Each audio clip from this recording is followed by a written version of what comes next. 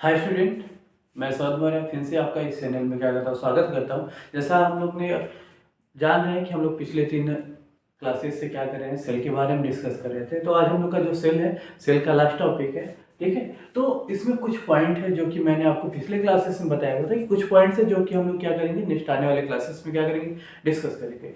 तो जितने भी मैंने आपको पिछले 2 वीडियो में सेल के बारे में आपको डिस्कस किया हुआ है, उन सभी चीज़ों को आप क्या करेंगे, लिख लेंगे, ठीक है। इसके अलावा मैं ये भी बोलूँगा कि आप एंट्रेंस के अलावा अगर आपका जो भी बच्चे एसएससी एमटीएस का पेपर दे रहे हैं, तो वो भी क्या करेंगे, इस सिलेबस को क्या करेंगे, एक बार अपने ध्यान में रखेंगे, ठीक है।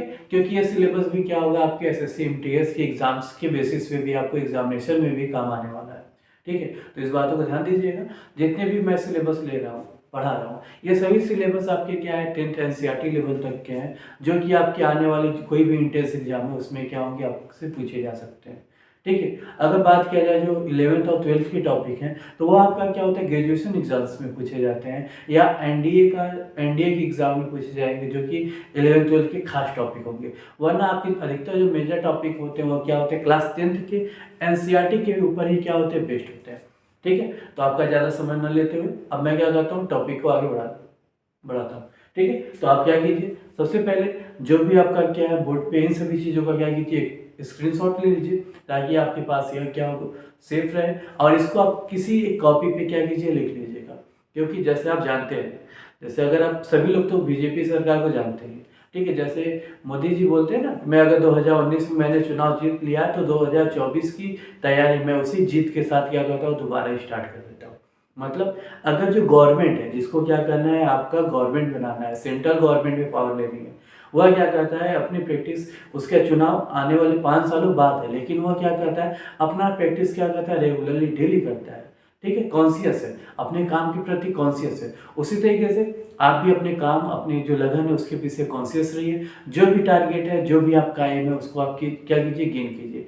एक अपना शेड्यूल बनाइए, उस शेड्यूल के अनुसार क्या कीजिए, पढ़िए, ठीक है। अगर आप क्या करते हैं, अपना फ्यूचर बढ़िया बनाना चाहते हैं, बेटर बनाना चाहते हैं, तो आप जितना प्रैक्टिस करेंगे वो आपके लिए क्या होगा, ज़्यादा अच्छा होगा, ठीक है। तो अपने फ्यूचर को ध्यान में रखते हुए आप अपनी जो कंसिस्टेंसी होती है, जो कि आप लगातार पढ़ते रहते हो, थोड़ा बहुत आपका अगर मन थोड़ा इधर उधर होता है, तो आप कोशिश कीजिए कि आप उन सब चीज़ों से क्या कीजिए, दूर रहिए, ठीक है। अगर आप क्या करते हैं, अपने मन को क्या करते हैं, कंट्रोल कर लेते हैं, तो उसके बाद आपको रोकने वाला कोई नहीं है, ठीक है। आपकी गाड़ी काफ़ी तेज़ी से क्या होगी, बाकी बच्चों से क्या होगी, आगे निकल जाएगी।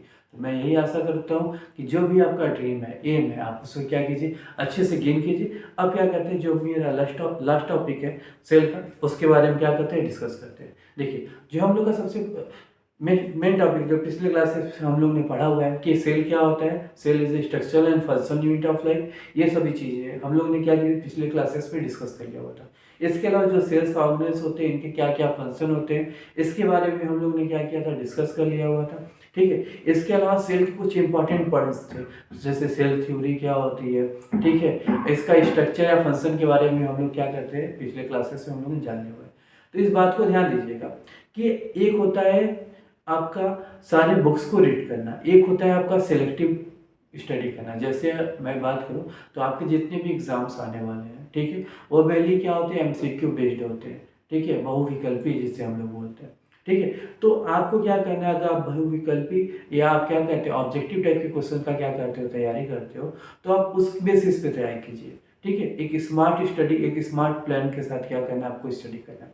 सबसे पहले जो भी आप एग्ज़ाम देने जा रहे हैं या आने वाले फ्यूचर में आपके एग्ज़ाम्स आने वाले हैं, तो उसका आप डेली प्रैक्टिस कीजिए। अगर आप क्या करते हो, क्लास 9th में हो, 10th में हो, 8th में हो, तो आपको क्या करना चाहिए, डेली आपका होमवर्क करना चाहिए, कुछ ना कुछ क्वेश्चंस को आपको रिवाइज करना चाहिए। अगर आप क्या करते हो, 10th लेवल में हो, ठीक है, कोई एसएससी का है या कोई भी आप तैयारी कर रहे हो, तो इस बात को टारगेट रखिए कि आपको क्या करने, कम से कम 200 से 300 क्वेश्चन क्या करने, आपको डेली लगाने हैं, ठीक है। हर एक टॉपिक से, जो भी टॉपिक्स से आपकी एग्जामिनेशन होने वाले हैं, ठीक है, इसका काफ़ी ज़्यादा आपको प्रॉफिट मिलेगा। आपकी टाइमिंग क्या होगी, कम टाइम में आप ज़्यादा से ज़्यादा क्वेश्चन गेन कर पाओगे। इसके अलावा आपका ब्रेन भी काफ़ी तेज़ी से क्या करेगा, नई नई चीज़ों को क्या करेगा, कैच करेगा, ठीक है। अब बात करते हैं हम लोग की टॉपिक, जो नेक्स्ट टॉपिक है। सबसे पहला जो हम लोग का टॉपिक है उसे हम क्या बोलते हैं, सबसे पहला टॉपिक है number of pair of chromosome in human. Human में अगर मैं बात करूं तो आपका क्या होता है, क्रोमोसोम का पेयर, जिसे हम लोग क्या बोलते हैं, गुणसूत्र भी बोलते हैं हिंदी में। ठीक है, जो गुणों की संख्या होती है वो क्या होती है, 23 पेयर ऑफ क्रोमोसोम होते हैं। अगर 23, अगर मैं इसका फिगर ट्राई करूं, जैसे आपका क्या हो गया, ये डीएनए क्या हो गया, डीएनए हो गया, और डीएनए में क्या होते हैं, आपके क्रोमोसोम होते हैं। क्या होते हैं, क्रोमोसोम होते हैं। ठीक है, तो ये क्या होते हैं, क्रोमोसोम आपके क्या होते हैं, क्रोमेटिन मटेरियल से मिलकर बने होते हैं। ठीक है, और इसके ऊपर क्या होते हैं, जीन्स होते हैं। क्या होते हैं, जीन्स होते हैं, और इन जीन्स की संख्या कितनी होती है, 23 होती है। क्या कितनी होती है, 23 पेयर ऑफ जीन्स होती है, जो कि क्या करते हैं आपके, एक होता है डोमिनेंट कैरेक्टर रखता है, एक क्या करता है, रिसेसिव कैरेक्टर रखता है। इसके बारे में हम लोग क्या करते हैं, बात करते हैं। ठीक है, तो हम लोग क्या कर रहे थे, क्रोमोसोम के बारे में बात कर रहे थे। ठीक है, क्रोमोसोम क्या होता है, क्रोमोसोम का नंबर ऑफ पेयर अगर मैं बात करूँ तो कितने होते हैं, 23 होते हैं। कितने होते हैं, 23 पेयर ऑफ क्रोमोसोम होते हैं। मतलब टोटल कितने होते हैं, 46 होते हैं। कितने होते हैं, 46 क्या होते हैं टोटल आपके, क्या होते हैं, इसमें जीन्स होते हैं, जो कि क्या करते हैं, कैरेक्टर को क्या करते हैं, ट्रांसफर करते हैं एक जनरेशन टू नेक्स्ट जनरेशन। ठीक है, अब आगे बात करते हैं हम लोग का क्या, इंटरफेस। इंटरफेस के बारे में बात की जाए तो जैसे मैंने आपको बताया सेल डिवीजन। सेल डिवीजन क्या होता है, जैसे आप हिंदी में जानते हो, सेल फिजन होता है। ठीक है, जिसे हम लोग बाइनरी फिजन भी बोलते हैं, या फिजन भी बोलते हैं, या मल्टीपल फिजन भी बोलते हैं। हिंदी में इसे बोलते हैं विखंडन। तो विखंडन या बाइनरी फिजन में क्या होता है, अगर मैं बात करता हूँ तो इसमें क्या होता है, जो सेल होता है वो डिवाइड होता है किसमें, अपने डॉटर सेल में। किसमें डिवाइड होता है, अपने डॉटर सेल में होता है। तो क्या होता है, इंटरफेस या अंतरावस्था क्या होता है, it is a period between the end of one cell division to the beginning of next cell division. मतलब जब का क्या होता है, जब आपका एक सेल डिवीजन का क्या होता है, एंड हो जाता है। ठीक है, और वहां से क्या होता है, एक नए सेल डिवीजन का जब तक स्टार्टिंग नहीं होता है तब तक के पीरियड को हम लोग क्या बोलते हैं, इंटरफेस या अंतरावस्था बोलते हैं। फॉर एग्जांपल मैं बात करूं तो क्या होता है, जब तक, जब आपका एक सेल्स है, ठीक है, एक सेल है, ठीक है, जब ये क्या होता है, एक डॉटर सेल्स में क्या होता है, कन्वर्ट होता है। और जब डाटा सेल से मैं बात करूँ, डाटा सेल से स्टार्ट होता है, जब तक का आपका डाटा सेल्स क्या होता है, मैच्योर होकर इसके जो न्यूक्लियस होती है क्या होते हैं, दो पार्ट्स में डिवाइड हो जाते हैं। ठीक है, तब तक इसे, इस फेज को हम लोग क्या बोलते हैं, इंटरफेस या अंतरावस्था बोलते हैं। ठीक है, जो नेक्स्ट पॉइंट है क्या है, माइटोसिस। माइटोसिस मतलब क्या होता है, समसूत्रण।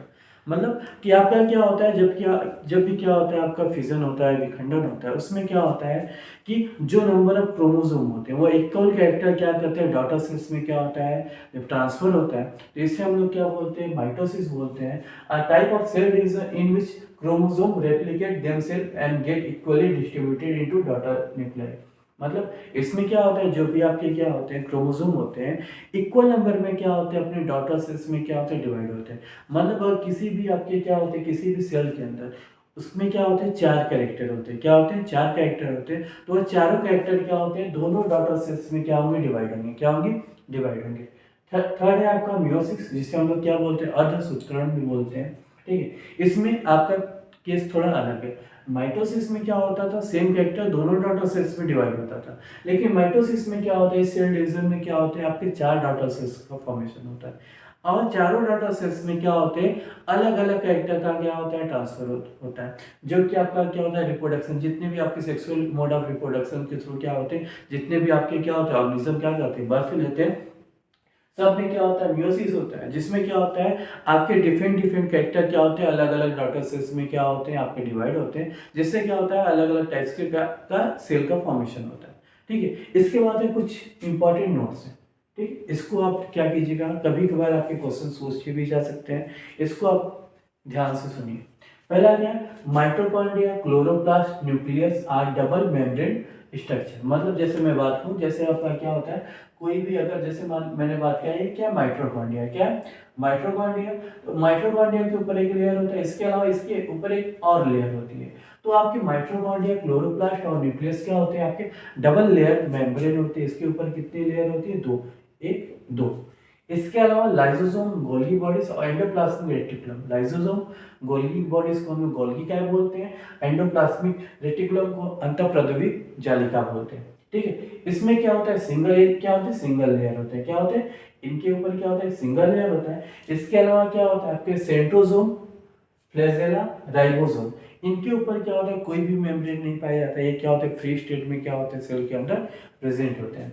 इसके अलावा है जो आपका ग्लाइकोजन, क्या होता है glycogen is referred as a animal starch. जो ग्लाइकोजन होता है इसे हम लोग क्या बोलते हैं एनिमल स्टार्च। जो एनिमल स्टार्च होता है उसे हम लोग क्या बोलते हैं ग्लाइकोजन, या ग्लाइकोजन को हम लोग क्या बोलते हैं एनिमल स्टार्च। ध्यान से सुनिएगा, ग्लाइकोजन को हम लोग क्या बोलते हैं एनिमल स्टार्च। नेक्स्ट है क्लोरोप्लास्ट है yellow, orange and red colour. जैसे हम लोग ने प्लास्टिड के बारे में बात किया हुआ था, तो प्लास्टिड 3 टाइप के होते हैं, ठीक है, क्लोरोप्लास्ट, क्रोमोप्लास्ट, ठीक है। इसके अलावा मैं बात करूं तो आपके ये ठीक है, मैं बात करूं तो क्रोमोप्लास्ट, क्रोमोप्लास्ट के बारे में बात किया जाए तो ये क्या होता है येलो कलर में, ऑरेंज कलर में या रेड कलर में क्या होते हैं प्रेजेंट होते हैं, ठीक है। इसके अलावा जो Golgi bodies are absent in bacteria, जो गोल्गी बॉडीज होती है बैक्टीरिया में, ब्लू ग्रीन एल्गी में, और जो मैच्योर स्पर्म होता है आरबीसीज में क्या होती है आपकी गोल्गी बॉडीज क्या होती है एब्सेंट होती है। तो इस बातों को आप क्या कीजिएगा, फिर से मैं बोल रहा हूँ, आप क्या कीजिएगा इस बोर्ड का एक स्क्रीनशॉट ले लीजिएगा और आगे वाले क्लासेस में आप रेगुलर बने रहिए। मैं क्या करूँगा पार्टिकुलर एक एक पॉइंट को क्या करूँगा आपको डिस्क्राइब करता चलूँगा, ठीक है।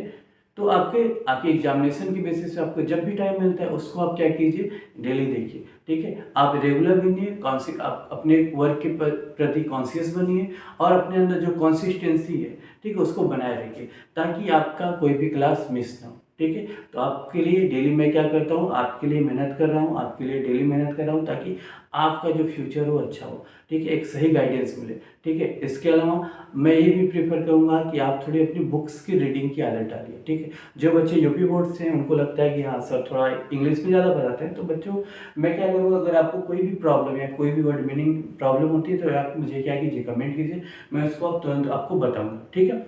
इसके अलावा आप क्या कीजिए थोड़ा सा इंग्लिश सीखने की भी कोशिश कीजिए, क्योंकि इंग्लिश में क्या है आपका बहुत सारे क्या करते हैं ऐसे सोर्सेस मिलेंगे जिससे क्या होगी आपकी एजुकेशन भी क्या होगी काफ़ी अच्छी ग्रोथ कर जाएगी, क्योंकि आने वाले फ्यूचर में आपको इंग्लिश की काफ़ी ज़्यादा आवश्यकता पड़ने वाली है, ठीक है। तो आपको क्या करना है, अगर आप हिंदी माध्यम से तो थोड़ी बहुत प्रॉब्लम हो, लेकिन आपकी प्रॉब्लम जो होगी कुछ दिनों में क्या होगी सही हो जाएगी। देखिए जो प्रॉब्लम्स आती हैं, ठीक है, या तो प्रॉब्लम्स तो आपसे भागेंगे नहीं, भागना तो आपको पड़ेगा, या आप प्रॉब्लम से लड़िए या प्रॉब्लम से आप भागिए। तो मैं ये करूँगा कि आप कैसे ये आप जानते हैं, ठीक है, प्रॉब्लम से लड़ने की कोशिश किया कीजिए ताकि आप क्या करेंगे थोड़ा और अच्छा परफॉर्मेंस करेंगे। जब आप लड़ना सीख जाएंगे, अपने फ्यूचर के लिए लड़ना सीख जाएंगे, तो आपकी नौकरी एकदम पक्की है, कोई आपको रोकने वाला नहीं है। जो भी आपकी मंजिल है आप उसको पा के रहोगे, ठीक है, आपको कोई भी रोकने वाला नहीं है, ठीक है। इसी के साथ आप मिलते हैं आपको नेक्स्ट वीडियो में। इसी के साथ आप क्या कीजिए चैनल को लाइक और सब्सक्राइब जरूर कर दीजिए, ठीक है। Tata bye bye.